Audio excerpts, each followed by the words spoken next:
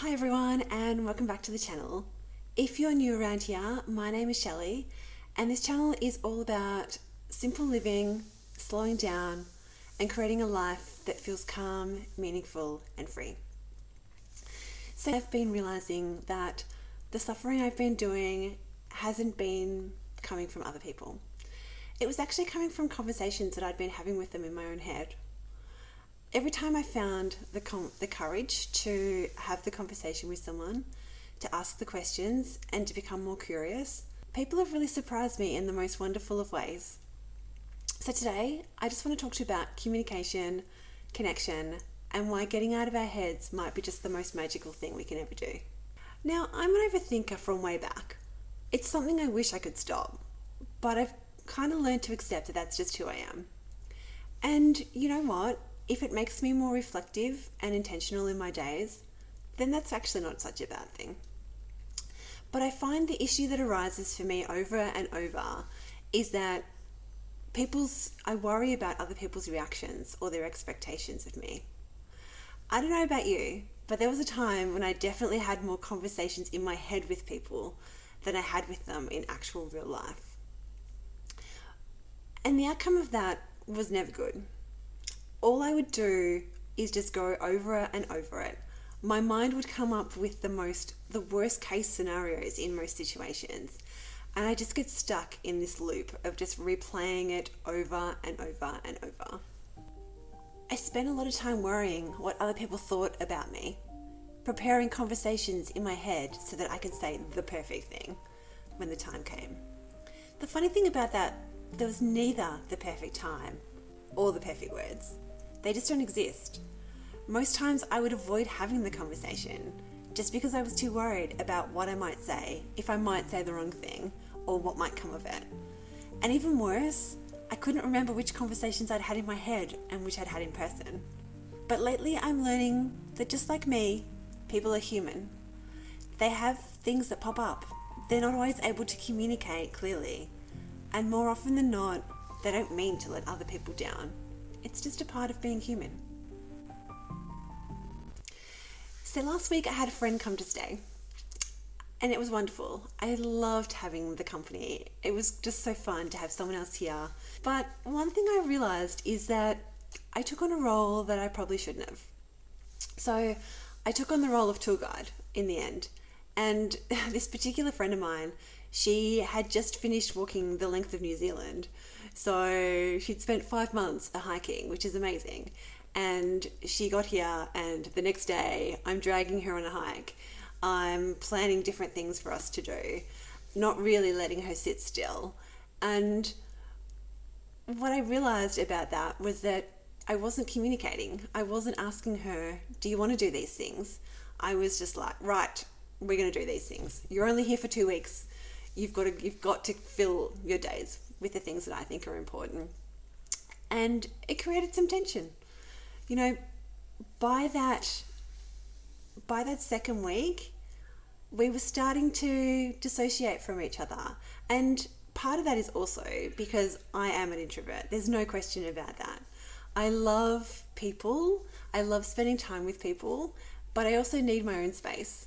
And that's something that I'm really clear about and something that I'm not clear about sharing it with other people, but I'm clear within myself about that. I know that I need downtime just to be able to refresh myself and get back to it. And so what I was finding with this particular friend, I had booked our days to do lots of things, and we were spending 24/7 together. And I'm not used to that. And I don't think my friend is either. She just spent 5 months, like I said, hiking in New Zealand, quite often spending time on her own as well. And it really wasn't until I started to realize that both of us were starting to struggle towards the end. And I mean, it came about really because I could see that both of us were starting to use our phones more. We were starting to not communicate as well. We were starting to just look for those pockets of time alone. I think for me especially, I felt the tension of that. I felt the disconnection of that, and I didn't like it. And there was a day especially I just didn't know how to get that back. And so it wasn't, I mean, nothing was wrong, but there was just this little bit of a tension that was in the air. And so it wasn't until I decided to actually open the conversation about it. I mean, it was awkward. I didn't like having that conversation, but I just thought if I at least open the conversation, then there's a chance that this can get better. I realized that I'm also someone who I want people to have a good time. I want people to feel comfortable. And so I was just overcompensating, and I hadn't asked my friend what she wanted to be doing. She possibly wanted to sit on the couch for 2 weeks. The thing about that conversation, it wasn't perfect. I didn't approach it perfectly. I didn't think in my head the things that I wanted to say. We were just driving down to a hike that I'd organised, and I just approached it. And you know what was great about that was that we were able to talk about it really calmly, in a way that both of us were understood, and we were both became more curious about each other. And the outcome for me was that tension just dropped almost immediately. And so we were able to go on that hike that day. We were able to reconnect again, and we spent another couple of days together, and it was really nice to do that. It just helped us to understand each other so much more, and it just helped us engage again. We were able to engage fully. So what I've come to realize is the magic in slowing down, listening to the inner guidance. And what it's been saying to me lately has been, have the conversation, Shelley. Just ask, just start the conversation. It doesn't have to be perfect. It doesn't have to be the right timing. You just have to open it. You just have to be prepared to be vulnerable enough to start it and just see where it goes. And the one thing that I'm loving is that I'm finding the magic in it. I'm finding the magic of the way people react. And I think this becomes from doing it mindfully, doing it slowly, and doing it authentically. Back to the magic. Life has been really different for me over the past 3 years. Ever since I decided to buy that van and travel around Australia. Well, halfway around Australia. That first year was actually pretty tough. It felt really lonely out on the road sometimes. I had some friends that I was travelling with, but they had families and responsibilities that I just didn't. We used to catch up and leapfrog all the way up through the coast, and I loved the days when I would see them. But I just always had the feeling that they still had other things that they were doing, and so I felt like I couldn't rely on them too hard. I also had some friends who joined me on sections of my travels. I absolutely loved that. It was so fun to have them visit.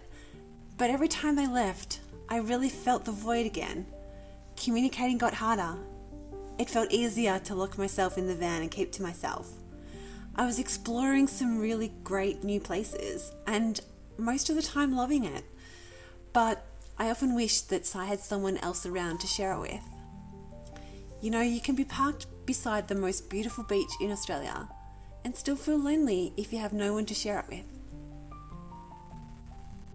So my friends back home really helped. I hadn't been much of a phone user, as in a talker on the phone in the past. I'd always been more of a texter as a way of communicating with people. But what I realised on the road is I missed that human connection part of it. I missed hearing someone's voice, hearing the nuances of what they were saying. Hey, puppy. And those conversations, they were kind of awkward at the start, but I loved having them. It just gave such a richness to our conversations and our connection that I just wasn't getting otherwise. Instead of having limited interactions with people, our interactions became so much richer. I could feel the energy in the exchange. Something you miss via text. Slowly, as I got more used to this way of connecting, I was able to ask more questions of my friends. I was able to listen more, and I was able to figure out what was going on for them. I started to realize more and more that the reality of life is often so much kinder than the stories we create. If I was feeling off, I was able to express it so much more clearly. And you know what? People responded so beautifully. I had some really beautiful conversations with friends in those 2 years. And these were people that I had known for a really long time in my life. And I feel like I'm so much closer to them now than what I ever have been. So I started to see that people are way more understanding than we give them credit for. If we just slow down and we're brave enough to have those difficult conversations. The magic I found is the more that I give grace to people, the more that grace comes back to me as well. Misunderstandings get cleared up so much quicker. And actually, they don't even happen sometimes. The tension that you feel with someone can disappear instantly, which is amazing. And you know what? Sometimes it's really scary to have those conversations. It's not easy to be vulnerable. And I think there's lots of times when it's easier just to shy away from them. But really, 100%, that's where the magic lives. These days, I'm trying to spend so much less time guessing and more time asking. If something is bothering me, I'm going to ask about it. I'm going to bring it up with the other person. The thing is, I want to build a life that's of openness, honesty, and connection.